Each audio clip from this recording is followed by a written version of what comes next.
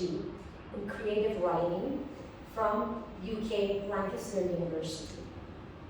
She is the author of 11 books in Vietnamese and English. Her latest book, The Mountains Sing, is an international bestseller. She's the winner of 6 literary awards in US and UK.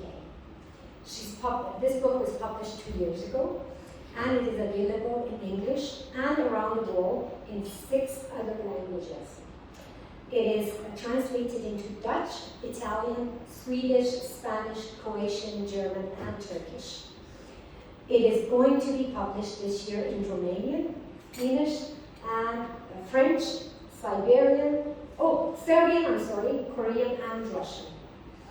Que Mai's writing has appeared in major publications like New York Times, and she has been named by Forbes Vietnam as one of the 20 inspiring women of 2021. Wow. So please help me welcome Que Mai, a wonderful, wonderful member. Thank you. Welcome. Thank you so much, Faye, for your kind introduction. Thanks everyone for being here and for helping me feel at home here in this state. I just arrived in last September and I'm still new here and you helped me gain my footing. Thank you so much. I was really emotional listening to Zona. So sorry for the situation we are facing, war around the world, and I was born into the Vietnam War. I grew up witnessing how terrible war is and how it continues to destroy families and cultures. How we can never ever recover from war. I wrote this book to honor more than 3 million Vietnamese and non-Vietnamese people who died because of the Vietnam War, but also for so many people who have suffered from war and conflicts from around the world. I really pray for the conflict in Ukraine to cease and that nobody has to fight and nobody has to lose their lives, regardless of which side they're on. You know, I remember when I was 6 years old, I was standing on my village road and I was looking around me and I was telling myself, the human race cannot be so stupid as to wage another war. Just look at the devastation, look at all the dead and the injured. Human beings are children of Mother Earth. Why can't we love each other more? The pandemic shows us that we are all related, we're all connected to each other. We need to work together instead of foster hatred and kill each other. And I think this is a sad reality. I'm here not to speak about my book, but to speak about the need of all us to tell our stories. So now you have a great need to tell your story one day, and I'm sure all of you have great stories to tell, like Faye, what you're doing for the charity project is just so amazing. I became a writer because of many different reasons, but one reason being that my husband was moving around the world. So I was working different jobs, and one day I said, okay, if I become a writer, I can bring my job with me. And I'm so lucky that it's working out, and I think all of you can do that because we have moving lives, right? And when we move, we can take everything with us, and it's just amazing. Like this morning, I had a video conference with a group of audience in the US. Now with Zoom, you can give talks, you can reach so many target audiences. But maybe, may I read for you a little bit from my book so that we can connect with the situation on the ground in Ukraine, to feel what the people are feeling there. Because no matter how different we are all the same. We all love our families. We all want peace.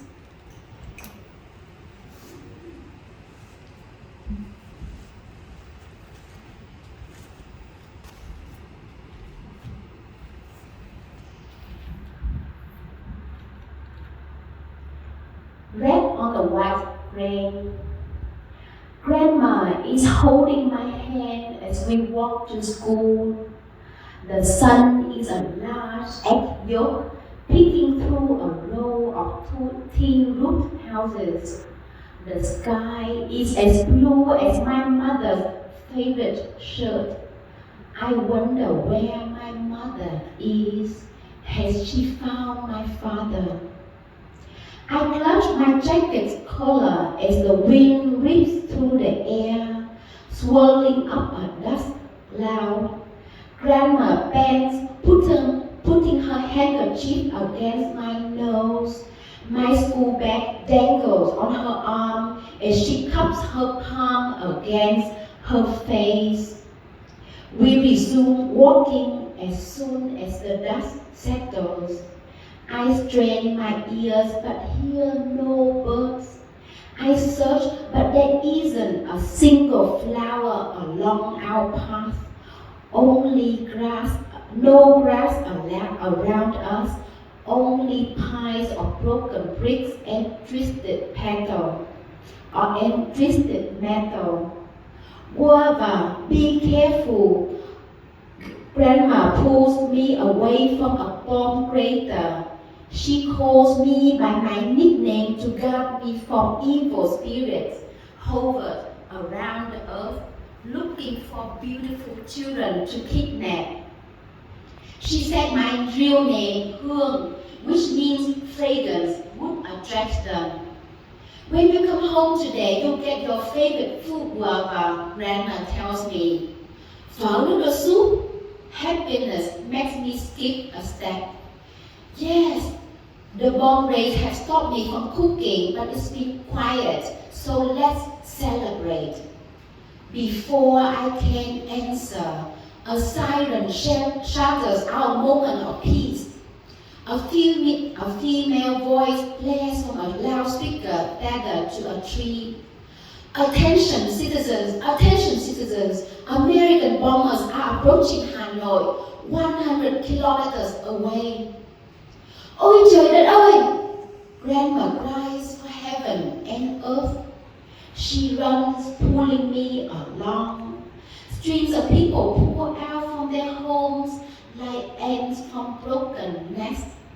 Far away, from the top of the Hanoi Opera House, sirens wail.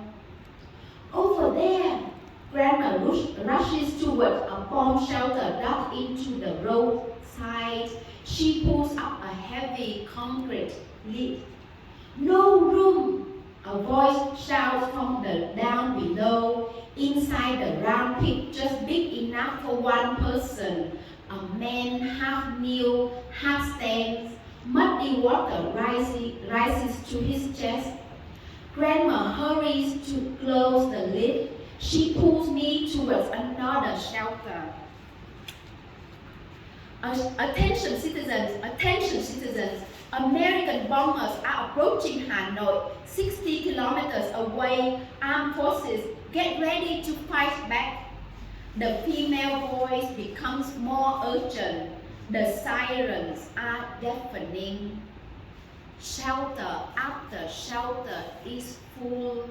People dart in front of us like birds with broken wings, abandoning bicycles, cut shoulder bags. A small girl stands alone, screaming for her parents. My heart just broke in the past days, thinking about all the innocent people who have been killed. And I think that's the result of war and armed conflict. And I think we all need to do our best to promote peace and stop wars from happening. So I just want to show you some steps of my publication process with this book, because it may be helpful to you, and later on you can ask me questions. I'm sure some of you have dreams to become writers, and Nasima already told me that she wants to become a writer, so I'm here to answer questions from you. So I'm really lucky that this book is published in the US by a great publisher, and about 8 months before the book came out. they published this. It's called Advanced Readers Copies. And when you are published with a good publisher, they do this and they send it for free to all the media agencies. Like, so for example, the New York Times, the Washington Post have copies of my book, so then they will later write review about it. So this is very important. And then when the book is first published, they publish it in hardcover. So this is the hardcover first edition of the book. And after a year, they launched something called the soft cover. So the soft cover, because the hardcover edition was successful, so this one has a similar image.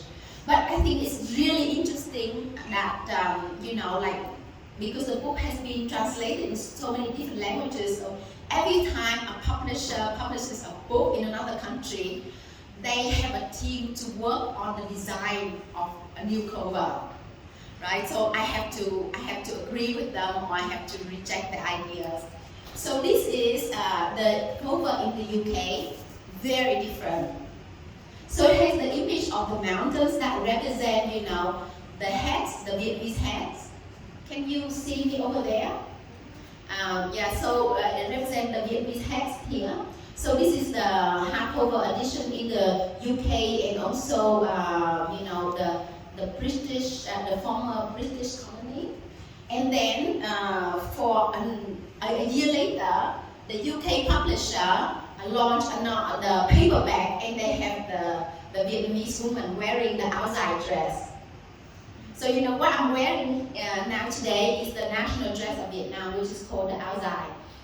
And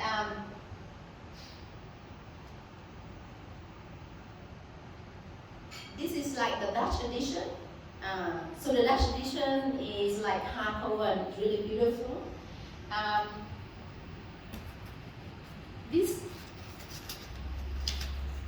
This cover is very successful. It's from Italy. And when the publisher sent it to me, I said no. And it has the very stereotype image of Vietnam. Vietnam is a beautiful girl wearing the traditional dress. But they said, oh, we know our market, we want to use this cover. And this cover is like, because when people look at it, they know it's about Vietnam. Whereas other covers, people don't know whether it's about Vietnam. So this cover has done so well. It has been reprint like 14 times.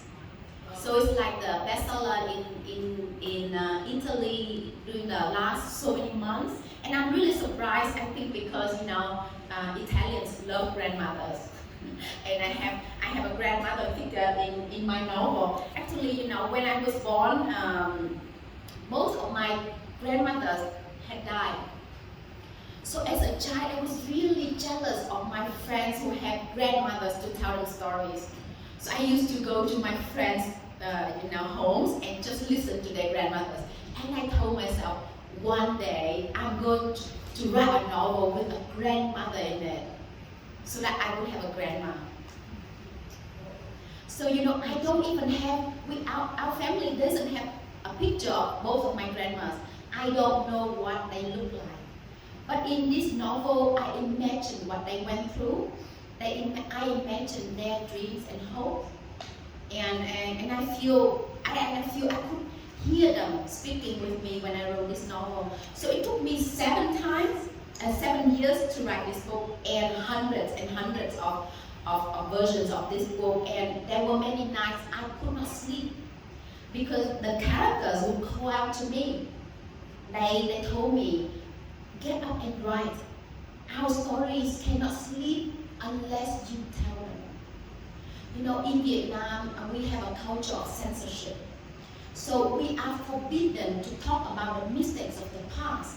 For example, the land reform, where the government took away land from landlords and distribute to landless farmers, and many people killed, the so-called rich landlords. So we follow the model from China. So we also had the great hunger, where more than 2 million Vietnamese died, and people don't talk about it. So I feel like it's my duty as a writer to document these stories so that our history is not forgotten. And I think the witness of the Vietnamese history, the ones who were witnessing our history in the 30s and the 40s, they're very old now. And I feel like if I don't document their stories, our history would be forgotten because they are not taught in school, they are not included in textbooks. So that's why I was compelled to write this book. So my advice to you is that if you want to write a book, start with a topic that makes me sleepless. Start with something that is so important to you, you cannot help but tell it. I used to be a filmmaker, and a film director used to tell me, you can only make a good film if your hands tremble behind the camera. And I feel like I cannot write a good book unless my pen trembles when I write it. You have to feel what your characters are feeling. You have to put yourself into their lives, into their shoes, and have their inner thoughts, and have all their emotions and suffer along with them. So this book was really difficult to write, and I also write a lot, but it's so healing because two of my readers told me that they reconnected with their parents after reading this book. One reader is living in the US, another in the UK. They are both Vietnamese. And because their parents went through so much and are so traumatized and unable to talk about the past, that the children felt disconnected to them. So these two readers, after they read the book, they could have conversation with their parents and reconnected with their parents. And that's very rewarding. So publishing is a very rewarding process, difficult but very rewarding.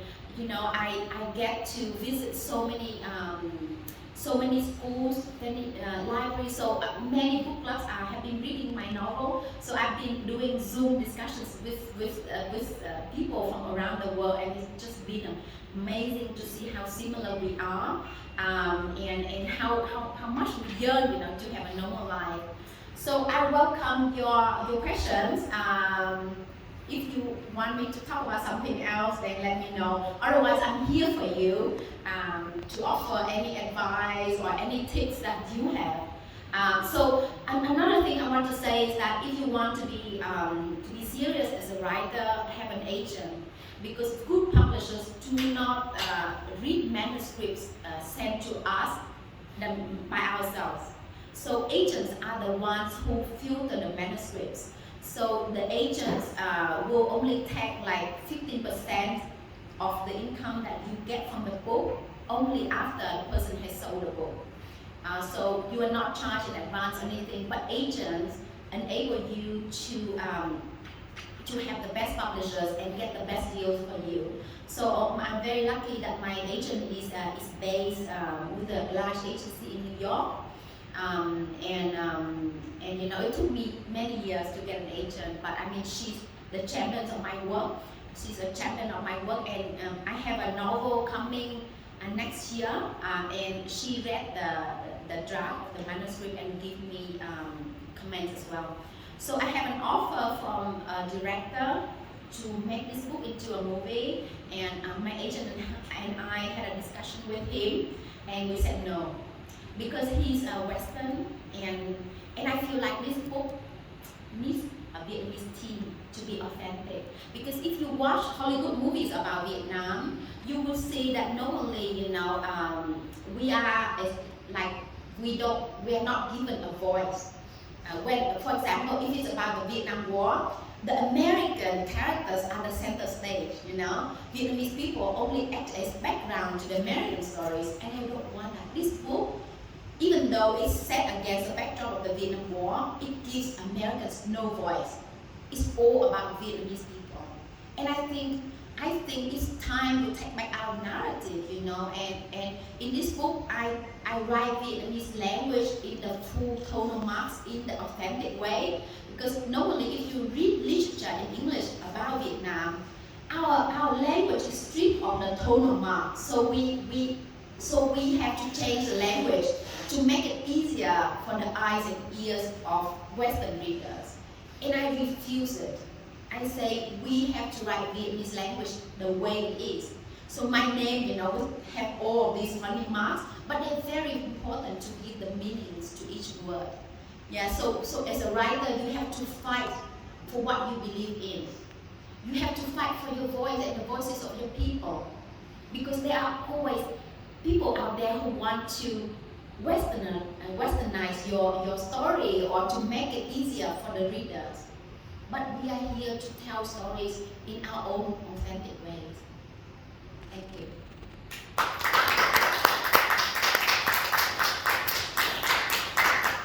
Yes. So you write in English, right? So I started my career writing in Vietnamese, but now I write in English. So first I wrote in Vietnamese and I became a translator because I felt like the international readers only know about Vietnam as the Vietnam War. So I wanted to introduce Vietnam as a culture, Vietnam as a country rich in traditions. We have like more than 1,000 years of history. So I started translating Vietnamese poetry. And then I was looking for a novel to translate. I was looking for years, and one day I told myself, why don't I write this novel myself? To save myself the effort of translating. And I think translating is more difficult than writing a book yourself, because like as a translator you create within some certain framework and limitations, but when you are the writer of your own book, you have the freedom to do whatever you want. And sorry, one more question. When did you leave Vietnam? Thank you. I love your questions. So I'm still a Vietnamese citizen. So I'm only traveling around the world because my husband is German and he works for the EU. So all my parents and my brothers and my parents' relatives are all in Vietnam. So I'm going to Pakistan for a literary festival on the 16th of March, and then I'm going to Vietnam to see my parents after. Okay, last question. Sure. Where did you meet your husband? I met my husband in Hanoi. So I was very lucky. I got a scholarship to study in Australia. So and then after my scholarship, I got a job in Australia, and the company sent me back to Vietnam to open the office. So I set up the office for the company in Vietnam, and I met my husband. And when I met him, I was so happy, but I was devastated because I knew I would have to be moving around the world. And that was very difficult for me because I always wanted to live and work in Vietnam. I feel as a Vietnamese, I feel like I'm alive when I'm there in Vietnam. And then he took me around the world. That's why I have to return home with my writing. When I write about Vietnam, I return home. I have to make Vietnam alive via my writing. Thank you. Thank you. What is your next step in your professional setting?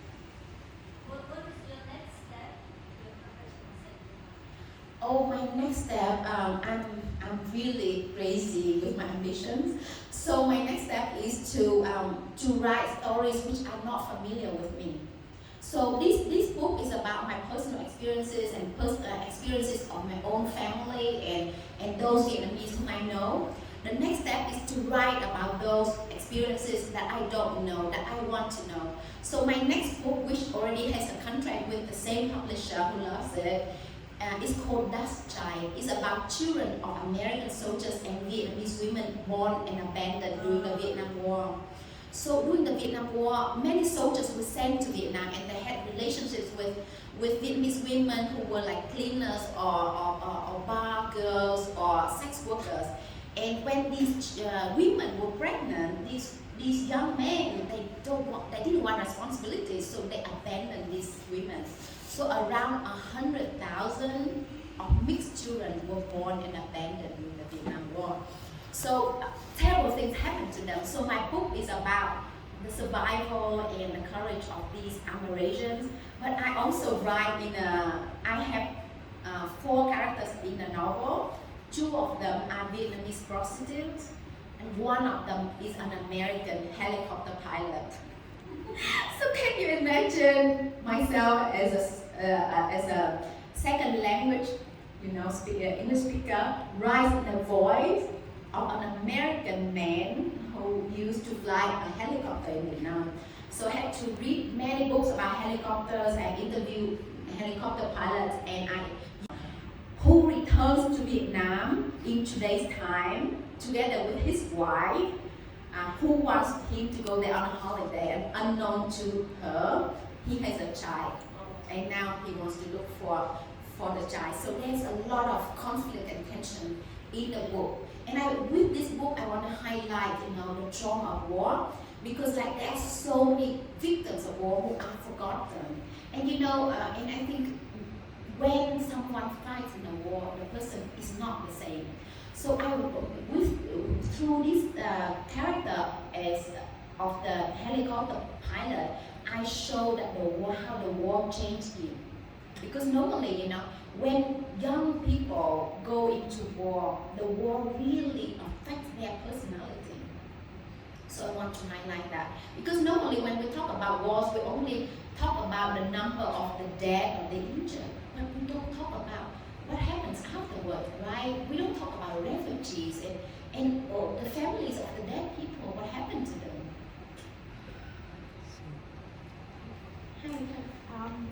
Can you tell us about the characters? Some of these characters are probably just made up characters, but I'm sure you have done a lot of research and actually know some of these characters and talked to them and interviewed them about their stories. Will you tell us about that, please? Thank you. So I interviewed hundreds of people for the Mountain Sing. And there were so many incredible stories that moved me. So one of my best friends told me that her grandmother had to run away due to land reform. So the land reforms, the mission is to kind of punish rich landlords.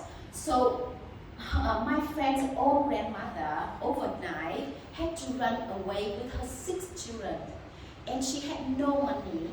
Her husband and brother were killed. So she was fearful for her life. So overnight she had to run away with her 6 children, and without any food, without any money. She had to abandon one child after the next to strangers, in the hope that one day she could come back and collect them. So I fictionalized her story into this book.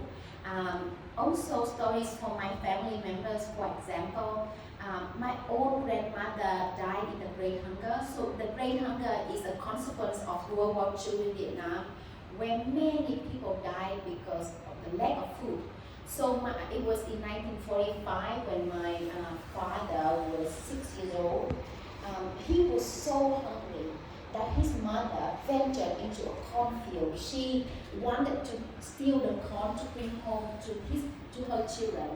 And the guard of the field caught her and tied her to the corn plant. She was too weak to break away, so she died there on the cornfield. So my father told me that he was really upset with this man who killed his mom. And I told myself, one day I'm going to write a book with him in it to give him the worst punishment. With fiction you can punish people, do many bad things to them. I really wanted to do the worst thing to this person, and I nicknamed him Wicked Ghost in the story. I really wanted to do worse things to him as revenge. But you know what I found instead? I found forgiveness. I think our world needs more forgiveness. If we don't forgive ourselves and each other, the circle of violence will never ever stop. If we live more with compassion and forgiveness, we'll be at peace with each other, we love each other more, and that's what we need in the world. So you will see forgiveness at the end of the book. And this is something that I offer the world. I offer hope and forgiveness. And it's very personal. It was very difficult for me to write this character because of him. I don't have a grandma, right? Because of him. My grandma died together with her brother and her younger son. So but when I read forgiveness, I felt light and yeah. So thank you. Yes, ma'am. That's it. Thank you so much for your presentation. I see here because it's not about just writing your story, it's like developing yourself, as you said, forgiveness. So all such characteristics are like very important to become a writer, other than getting degree and this thing. So is it true, or what else we need to do? Oh yeah, I asked a writer before, do I need to have a master degree to become a writer? And he said, oh, you don't need it. My answer is you don't need any degree to become a writer, but the more you learn, the better writer you can become. You, first and foremost, to be a writer, you need to be a reader. Because when you read, you keep yourself updated with the literature development, like all the current issues that writers and readers are interested about. You enrich yourself with knowledge, and then with creative writing workshops or courses, you develop, techniques. For example, with my book, I have many characters and I build bridges in the plots. So you see everything come together at the end. And if you don't know that technique, it will take you maybe 3 times the time to grab the novel. So if you learn the techniques, it will save you many years. And working on a book will take years. I think some writers will write a book in a year, but I'm not a type of writer because, I really want to balance the plot and the language. I want to infuse the English language that I write with Vietnamese traditions, because I want to change Western literature with what I write, with Vietnamese stories, with Vietnamese traditions, with our customs, with our language. And this is, you write back on the Western gaze, that's what I say. So I think there's so many creative writing courses that you can attend. And like on the 8th of March, I'm going to have a session that you should attend. It's 90 minutes free on creative writing craft. So this is a festival by the city of Baltimore in the US. So they invite me together with 3 other authors. So we only talk about our process of writing and the tips that we give to other writers, so that you can save years of your life, on writing your books.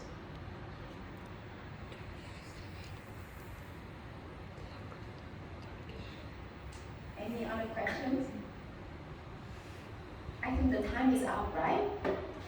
Okay. Thank you all so much, and I have the book here if you'd like to have a copy as well. I can sign it for you. Thank you. Thank you. Thank you so much, Ray. We appreciate you being here. We appreciate this wonderful, emotional talk on your book and on your life. And we all know how difficult war is in different countries. Each one of us have been touched in different ways. I was personally touched, and I have my own experience, so I know exactly what you're talking about. Not maybe to your extent, but I know. Thank you so much. Great. Can I say something? Just an idea. I have an idea. Maybe one day for kids club. I don't need. I think I'm so low.